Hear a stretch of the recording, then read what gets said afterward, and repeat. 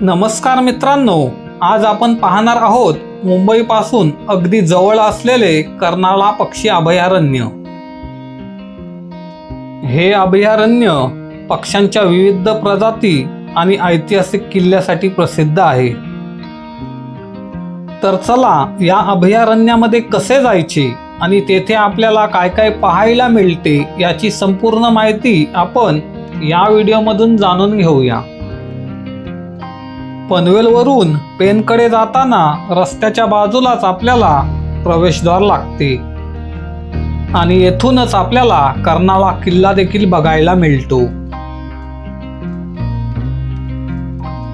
प्रवेशद्वारातून आतमध्ये आल्यावर येथेच आपल्याला गाड्या पार्किंगसाठी असलेली जागा बघायला मिळते।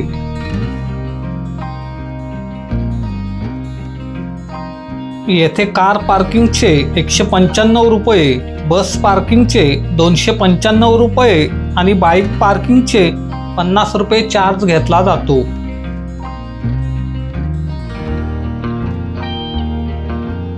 या पार्किंगच्या समोरच आपल्याला तिकीट घर बघायला मिळते।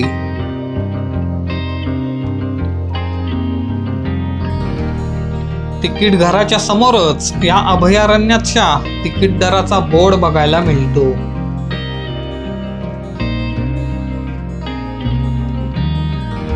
तिकीट घराच्या थोडे पुढे गेल्यावर येथेच आपल्याकडे प्लास्टिक पाणी बॉटल आणि चिप्सची पाकिटे असतील तर त्याचे प्लास्टिक डिपॉझिट घेतले जाते। हा डिपॉझिट दर आपल्याजवळ जेवढे प्लास्टिकचे पॅकेट्स असतील किंवा पाणी बॉटल असतील त्याप्रमाणे लावला जातो।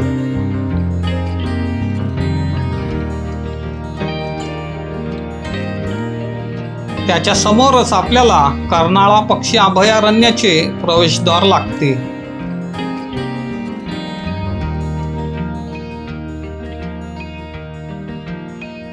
या प्रवेशद्वारातून आतमध्ये गेल्यावर आपल्याला या परिसरात जागोजागी माकडं बघायला मिळतात।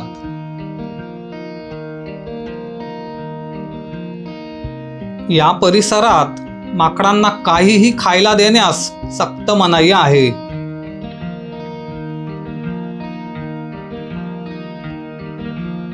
या अभयारण्यामध्ये ठिकठिकाणी रस्त्याच्या दोन्ही बाजूला माहिती फलक आणि सूचना फलक लावलेले आहेत।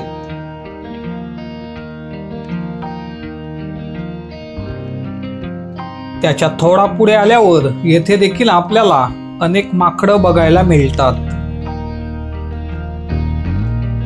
त्याच्या पुढे आल्यावर या अभयारण्यामध्ये आढळणाऱ्या पक्ष्यांची चित्रे असलेला बोर्ड बघायला मिळतो।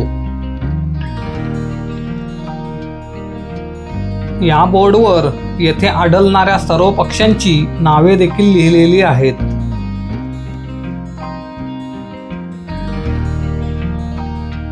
येथून थोडा पुढे गेल्यावर रस्त्याच्या उजव्या बाजूलाच या अभयारण्यातील दर्शनीय स्थळांची माहिती लिहिलेला बोर्ड बघायला मिळतो।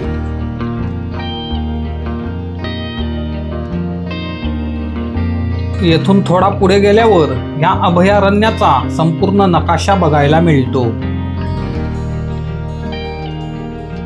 या अभयारण्यामध्ये सुमारे 150 पेक्षा जास्त प्रजातींचे पक्षी पाहायला मिळतात। हिवाळ्यामध्ये या अभयारण्यामध्ये उत्तर आशिया आणि युरोपमधून अनेक परदेशी पक्षी येत असतात।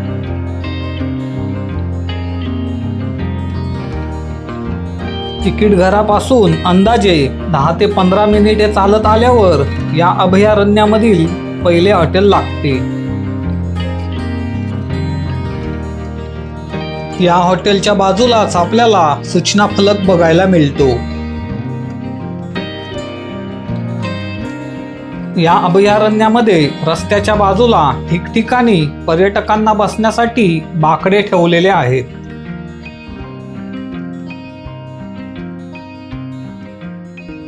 या अभयारण्यामध्ये विविध प्रकारच्या शोभेची आणि स्थानिक फुलांची झाडे असलेली बाग देखील बघायला मिळते।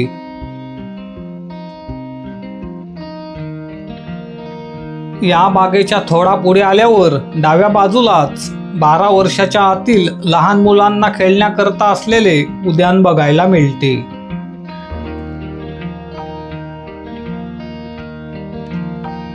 या उद्यानामध्ये लहान मुलांना खेळण्यासाठी विविध प्रकारच्या घसरगुंड्या, विविध प्रकारचे झोपाळे, सीसॉ अशी अनेक प्रकारची साधने आहेत. या उद्यानामध्ये मुलांना धावण्यासाठी आणि खेळण्यासाठी पुरेशी मोकळी जागा असून पालकांना देखील बसण्यासाठी बाकडे आहेत.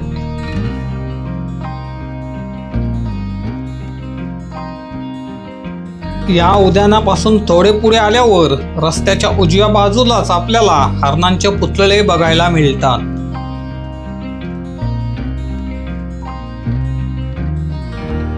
या पुतळ्यांच्या बाजूनेच पिंजऱ्याकडे जाण्यासाठी पायऱ्या लागतात.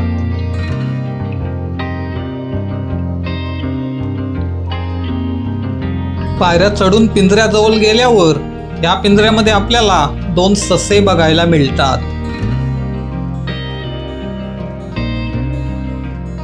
ससे बघून खाली आल्यावर रस्त्याच्या उजव्या बाजूलाच आपल्याला फ्लेमिंगो पक्ष्यांचे पुतळे बघायला मिळतात. फ्लेमिंगो पक्ष्यांच्या मागे असलेल्या पिंजऱ्यामध्ये समोरच आपल्याला लांडोर बघायला मिळते.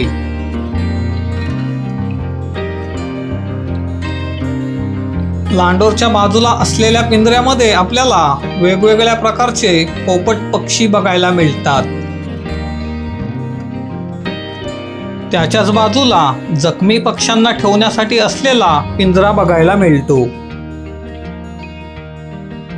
तेथून खाली आल्यावर रस्त्याच्या डाव्या बाजूला देखील आपल्याला हरणांचे पुतळे बघायला मिळतात.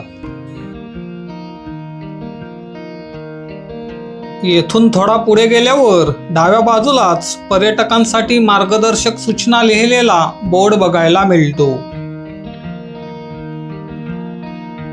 या बोर्डच्या उजव्या बाजूने गेल्यावर समोरच आपल्याला एक हॉटेल लागते आणि त्याच्या बाजूनेच पुलाकडे जाणारा रस्ता लागतो. हा पूल पर्यटकांना या अभयारण्यातील विविध निसर्ग मार्गाकडे जाण्यासाठी मदत करतो. या पुलाच्या पलीकडून निसर्ग पायवाट लागते. पुलावरून मागे आल्यावर डाव्या बाजूनेच कर्नाळा किल्ल्याकडे जाणारा रस्ता लागतो. या रस्त्याने जाताना आपल्याला फ्लेमिंगो पक्ष्यांचे पुतळे बघायला मिळतात. येथून थोडा पुढे गेल्यावर उजव्या बाजूनेच कर्नाळा किल्ल्याकडे जाणारा रस्ता लागतो.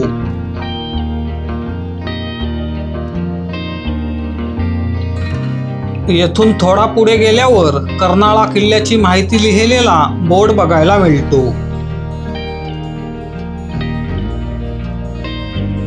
अंदाजे 1.5 ते 2 तासाचा ट्रेक करून आल्यावर आपण कर्नाळा किल्ल्यावर येऊन पोहोचतो.